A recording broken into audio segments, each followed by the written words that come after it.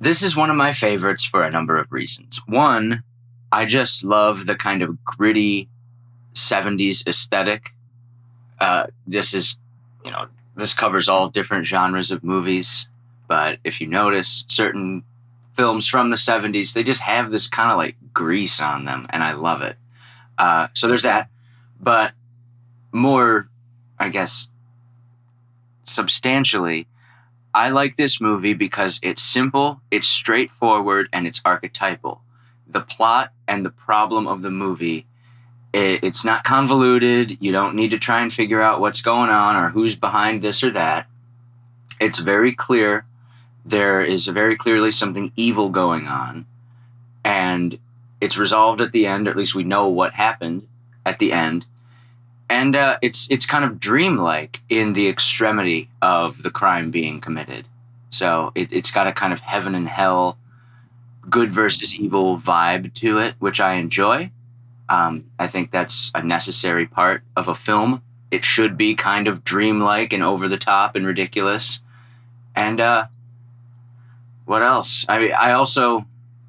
Well, I find it funny that you say resolved at the end, because I do not believe it ever gets resolved. I think that's part of the narrative of the story, is that even if you know it, you can't fix it, because humanity's going to do what humanity does. The problem's not solved, but like the mystery. Because remember, this is a detective story. It's a movie about a cop who's a detective, and the entire movie is him trying to solve a given mystery. And at the end of the movie, with the film's final lines, he solves the mystery. So you're With right. his The problem is not presumed dying breath. correct, but the mystery is resolved for him and us.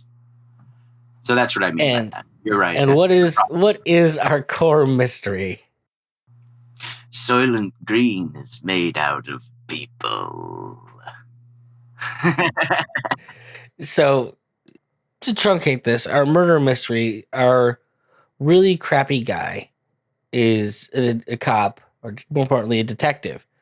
And he stumbles on like the rare wealthy person dead case. And he's deciding to chase down the threads on it. Well, the problem of this is that the person that was dead had a hit put out on him by the company he works for, which is the Soylent Company, which is the singular company that makes all of the food for everyone on the planet. Ostensibly out of soy. Well, no, it's actually not. Ostensibly, it's out of plankton. Well, just the Soylent Green is the plankton. There's different kinds of plankton. That's why they have the reds, the yellows, and the greens, because each one is a different type of plankton that they're using from the ocean. Is what I got out of the movie, anyways. So, but that's like, and that's why if you looked at what was in those books was the oceanographic data, where they get where they're getting their what do you call it? I mean, even modern Soylent that you can get isn't made out of soy. Actually, most of what it's made out of is pea protein. Yeah, but he comes up with a copy of the books for like where Soylent is basically the plankton that's made out of Soylent. The reason this whole thing is happening, why there is a monopoly on food production, is because we live in an overpopulated world that is suffering from global warming. Set in 2022? It is set in 2022, so technically this is a movie about the past, which should tell you a lot about the credibility of the people that are making these claims about global warming and overpopulation. They keep getting the time wrong. It keeps taking longer than they think it's going to take. Yeah, towards the beginning of the movie, when they're kind of doing some exposition to explain why the world is the way it is to the audience, the two lead characters kind of repeat, like, it's the greenhouse effect. That's why everything's burning up. And it's funny the way they do it in the movie, because the two characters actually like recite a line about the greenhouse effect in a way that would suggest that they've heard this repeated over and over again, and they're just parroting it, which to me is kind of interesting. Like, I understand that that's in there because this movie is probably designed to like stoke that global warming propaganda fear. I get that.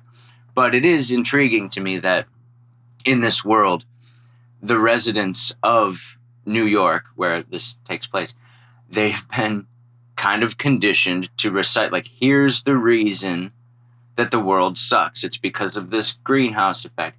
This is what we were told happened. But, like, kind of in universe, in this movie, you learn very quickly that there's not a member of the establishment that you can trust.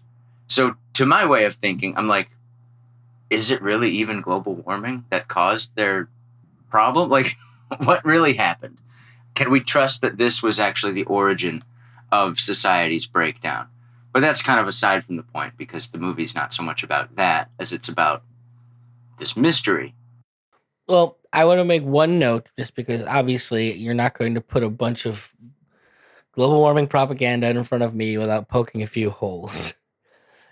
Most importantly, in all of their worst projections, you're not going to have a giant heat wave necessarily, because it's not how global warming works. What would actually happen is all of the coldest places would raise in temperature to match the equator. The equator is not suddenly going to get hotter. It's just going to be that nice even heat that they have all year. The rest of the world will eventually have in the worst projections. So now we're not suddenly going to be 120 degrees in the planet. You're going to have a place called like Antarctica where you can grow food. So everything that it's saying is the worst, the possible thing that can happen is going to make it more possible to grow more food on the planet long before it makes it less likely to live.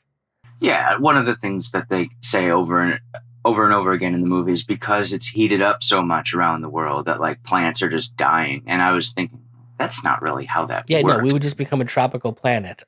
Yeah, like, I think it might be better for the food supply.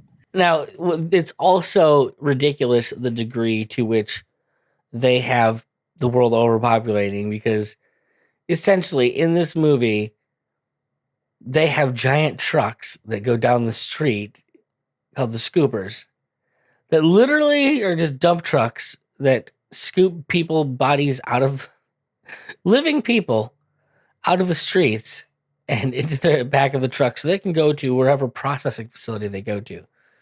And the idea that people don't question what happens to these live people that we're scooping into these, but I think it's more of a matter of, in this world, you're to believe that people don't want to know, which I think is a lot of how, like, you would get away with what these people are getting away with. I don't want to know.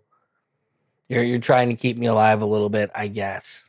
And people are like that now. I mean, not everybody, of course, but you could talk to people about the stuff that they eat or they drink and be like, do you know what's really in that? Like, do you know what your Big Mac is made out of? And they'll be like, I don't want to know. I've heard people say that before. So, if you go back to the Matrix, ignorance is bliss. Right. So if you add these extreme circumstances that this movie is set in, like, there is a climate problem and everyone's poor, everything sucks, like, people are going to be even less inclined to try and figure out what's in their food because they just need to eat and survive. People don't have the luxury to consider ingredients like maybe you and I do now in that world. So